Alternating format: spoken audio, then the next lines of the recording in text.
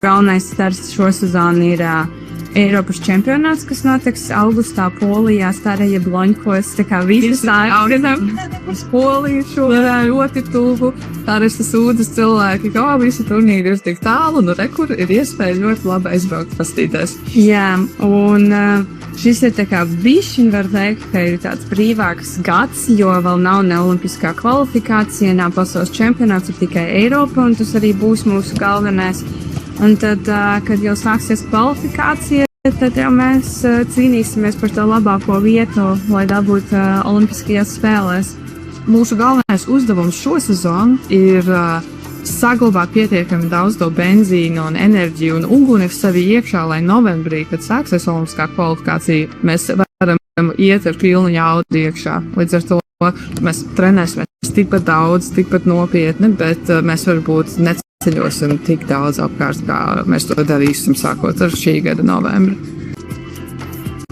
Tas tituls, viņš maina lietas mentālā ziņā, un mēs, piemēram, ar treneri daudz tagad runājam par to, ka mums ir īpaši jāsagaida tas, ka visas pretinieces, protams, ka spēlēs savu labāko spēli tieši pret mums, ka būs ļoti, tā kā pretinieces nāks uz laukuma ar tādu sajūtu, ka nav ko zaudēt, būs forši uzspēlēt pret pasaules čempioniem.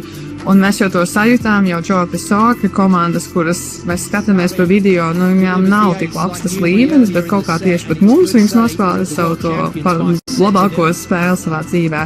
Tas tikai padarīs mūsu nesu labākas arī, jo tas spiediens mums ir konstants tagad no katras komandas, kas nāk pretī mums, un šis spiediens laika gaitā mūsu pašas izveidos par vēl labākām spēlētājām, tāpēc arī mēs nesūdzamies, esam priecīgas un kā saka, katru zaudējumu, ko mēs arī šo sezonu jau esam piedzīvojuši, viņš tikai ir krājis mūsu krājkasītē iekšā, lai pēc tam tajos svarīgākajos mačos varētu labi nospēlēt.